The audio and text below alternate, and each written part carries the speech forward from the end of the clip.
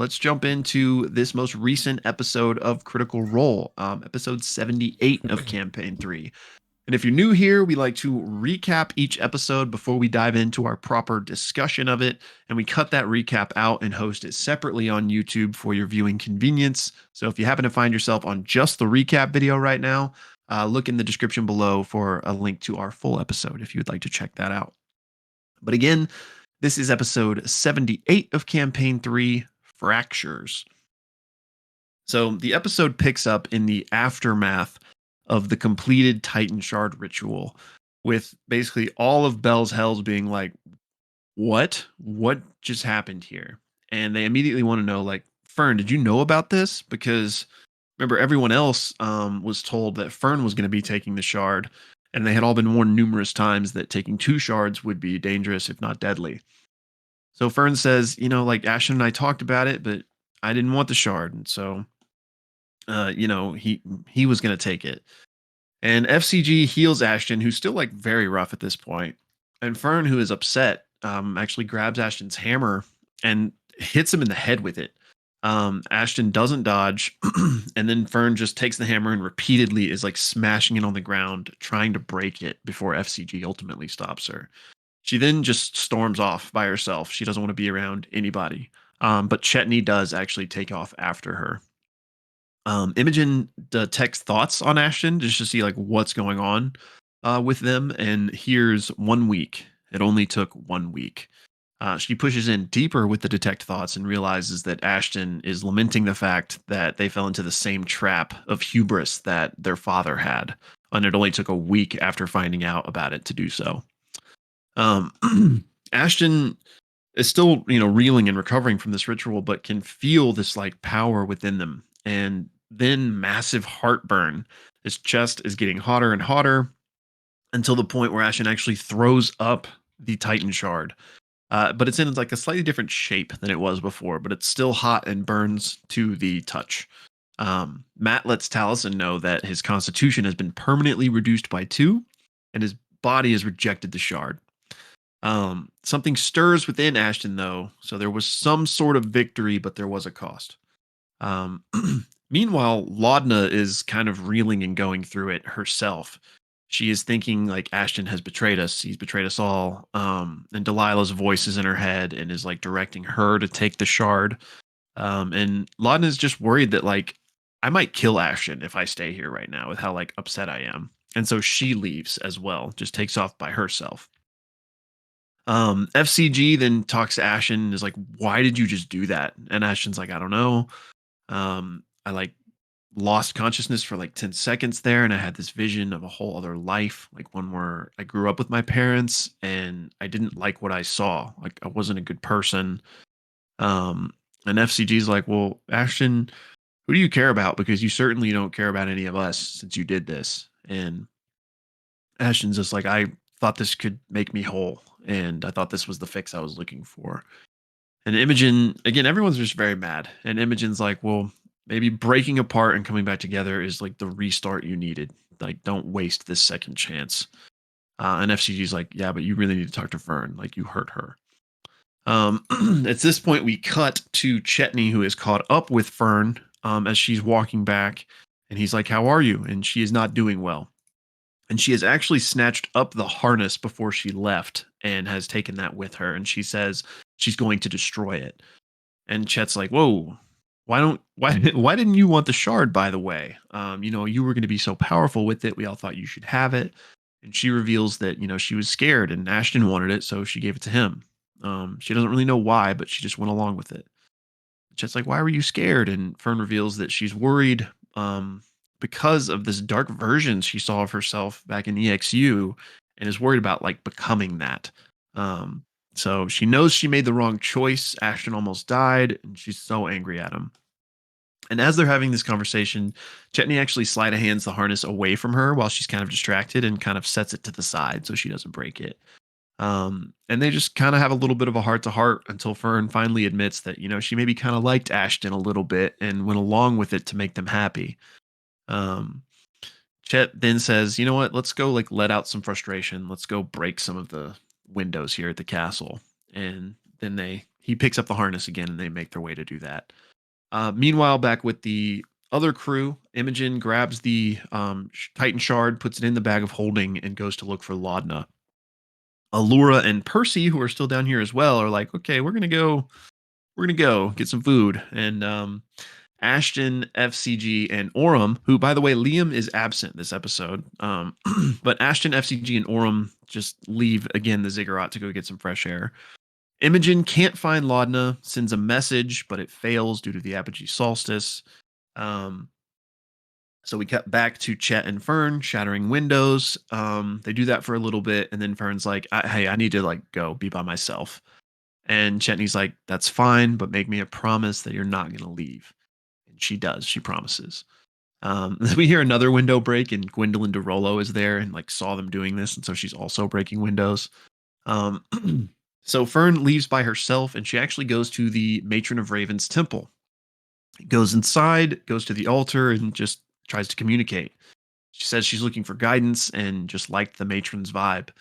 And she takes out the postcards her Nana wrote her, the ones that they were pretending to be her parents. And she offers those up as an offering, saying that they aren't what she thought they once were. So she'll leave them here for the matron. She then turns and walks out.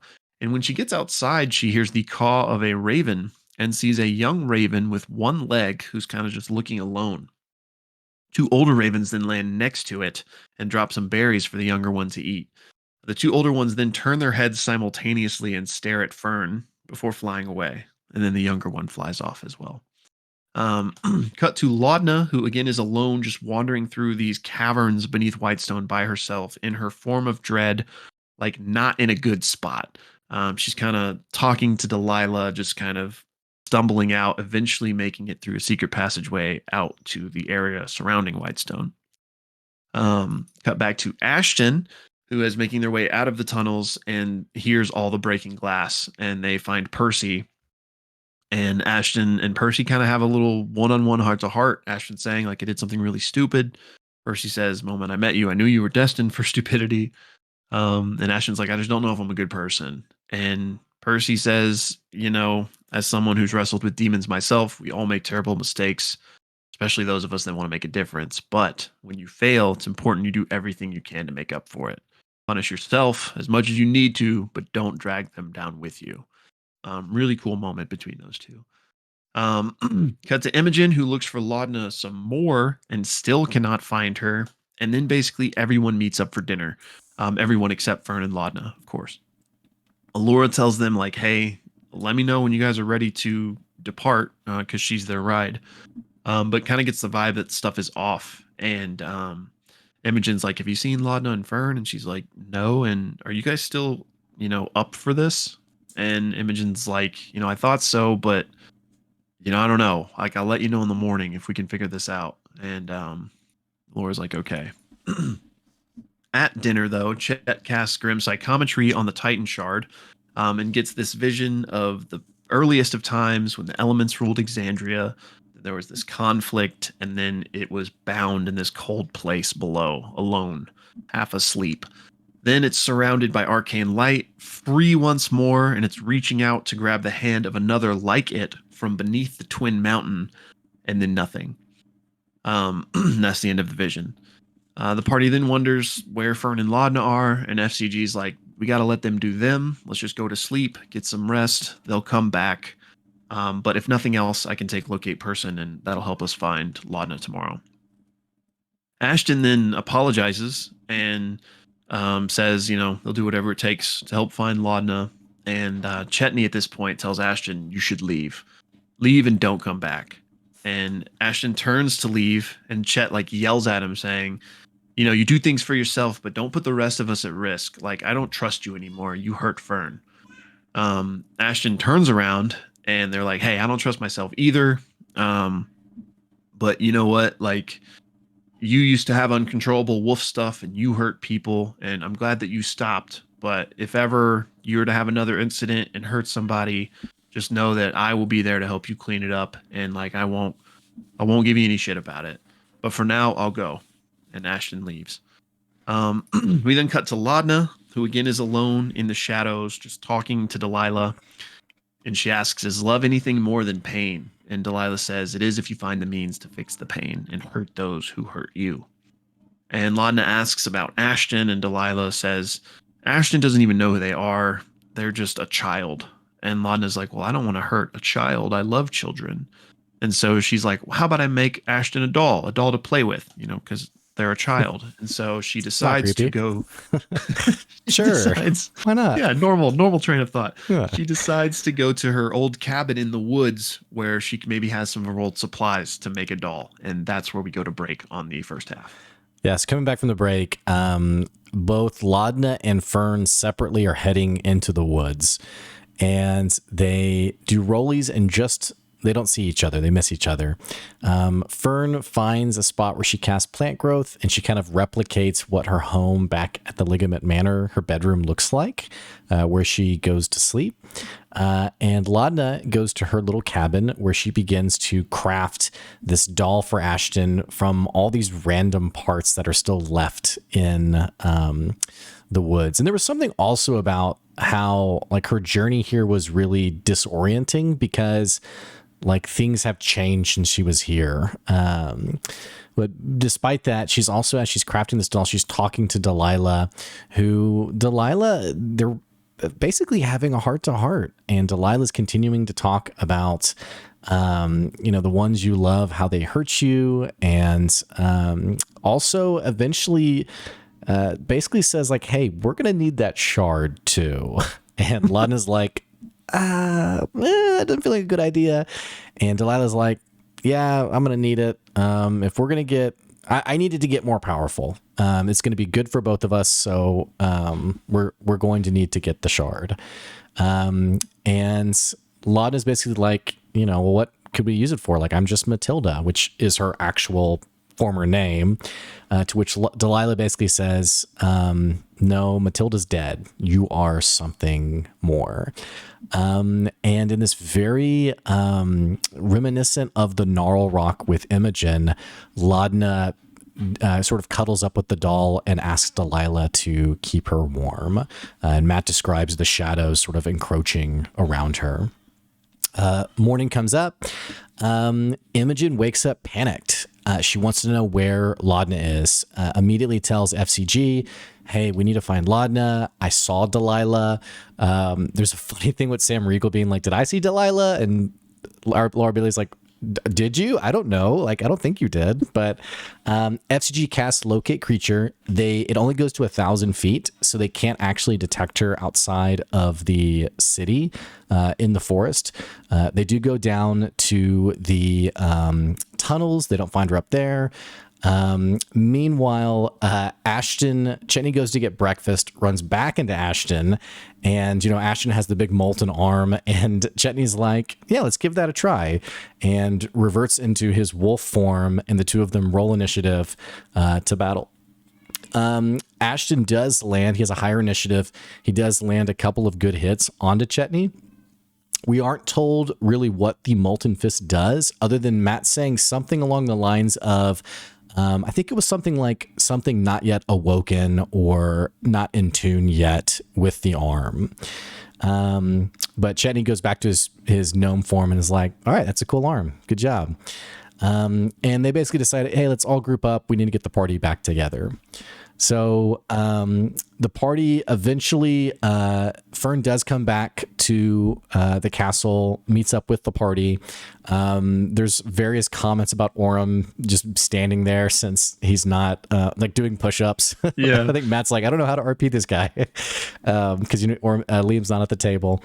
And finally, FCG does get a ping on Laudna, who's coming back from the workshop from her cabin, being outside of the city. They go out.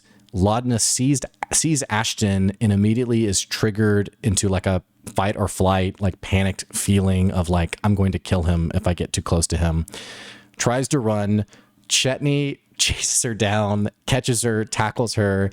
And Imogen too, like runs up and is like, Laudna, like, are you okay? Like, what's happening? And Imogen actually tells FCG and FCG's mind, like, hey, I've never seen her like this before. Like Imogen's word is like, she's reverted. And Laudna is very untrusting. She's very panicked, and is deeply upset about Ashton taking the shard. They talk about what to do. Like the party's kind of fractured, and they kind of agree like we can't go on this big mission with us sort of broken, the dynamic broken. And Fern has the idea like, hey, why don't we go to Grandma Maury's house in the Feywild? And they remember like, yeah, didn't she have like some kind of like control of like time, like sort of like it was very like hyperbolic time chamber-esque. Yeah. But it was like, we could go there, and then FCG is immediately like, yeah, like a team building event. Like, let's do it. The party then, now Ashton's hung back at the city gate because he doesn't want to make things worse. The party does eventually come back. And there's this very interesting like apology from Ashton to Laudna. I think Ashton says like, hey, I'm working my way through the group. I'm sorry for what happened. And Laudna's like, hey, I made you a doll because you're a child. And rather than being offended, Ashton's like, oh, okay, well, thank you. I've never had a doll before.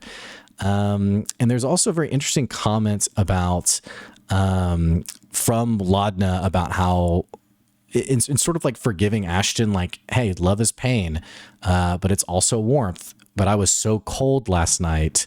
To which Imogen's like, okay, something is going on with you and Delilah right now. Yeah. The party then makes their way back into the castle. They go to Allura, who's kind of like, all right, are y'all ready for this big mission? And they're like, hey, can you take us to the Feywild for a team retreat? And Allura's kind of like, yeah, we got kind of like this big deal happening, and they're like, no, it's okay. We Fern's Grandma Morrigan, to which Allura's immediately like, oh, you guys know the Fate Stitcher. That's your grandma. And there's like immediate credibility there. All that to say, she's like, yes, I can send you there. While they're having this conversation, Ashton sort of like pulls Fern away, says like, hey, can you help me find this book? I don't know how to read. And Fern's like, okay. And they basically have this conversation where Fern's like, hey, I'm really upset at you. Like I saw you blow up into a million pieces and it really messed me up. And I really didn't like that. And Ashton's really apologetic too. And Fern's basically like, I'm not ready, I don't think, to like move on from this yet.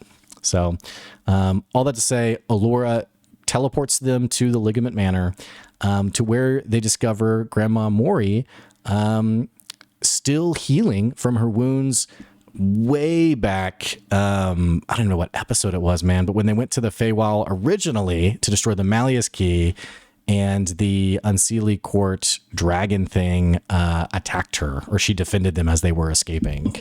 So she's still bandaged, but they also discover Fern's parents, who are there, coincidentally, it seems, talking to Grandma Maury. Birdie and Fern embrace. There's a moment where the party is kind of telling Morrigan, like, hey, we wanted to come here to have a little team retreat. Can you get us back after we're done? And she's like, sure. But then there's a moment where Birdie leaves to go get Fern's dad, and Morgan tells Fern something very interesting. She says that Fern's, not inheritance, heritage. Fern's heritage was so interesting to her that she carefully like followed the thread of Fern and has been sort of like guarding her from various pluckings, as she puts it. Fern's very intrigued by this. She asks about Asmodeus, to which Morgan basically says like, hey, that's an invitation for an encounter with Asmodeus, but just know that he is a deal maker and the deals never seem to work out in one's favor. But then probably the most important thing that Morgan says is, your mother has been hiding a deep secret about you, and you deserve to know what it is. And it's about who you really are. It's about your heritage. And Fern also asks about the Dark Fern version she has seen, and it seems to be related to this heritage in some way. All that to say, FCG offers to plan the team building event and jokes about maybe Morgan can wipe my memory after she shows me like the way around. And Morgan basically mentions like, yeah, I could do that. And then they're kind of like, well, wait a second. Fern, do you remember having your memory wiped? And she's like, no, I don't. Which are like, well, yeah, you wouldn't remember. But anyway, that's basically where the episode comes to an end. There's also a quick, two other quick details. Morgan is scrying on this character who, Vitalin, I think was his name, Vitorin, a Fae who had reneged on a promise that he made to her way back when. And then they also, I think in the scrying orb, they look at Ruidus too. And effectively, the party is told, like, hey, Ruidus being held where it is bending the ley lines and manipulating magic. And if this is not stopped, it will have dire consequences on Exandria. But that is basically where the episode ends. Episode 78, Fractures. And if you're watching just the recap, click the link to get our full thoughts and theories and let us know what you thought about the episode as well. And yeah, that's what happened. Pop, pop.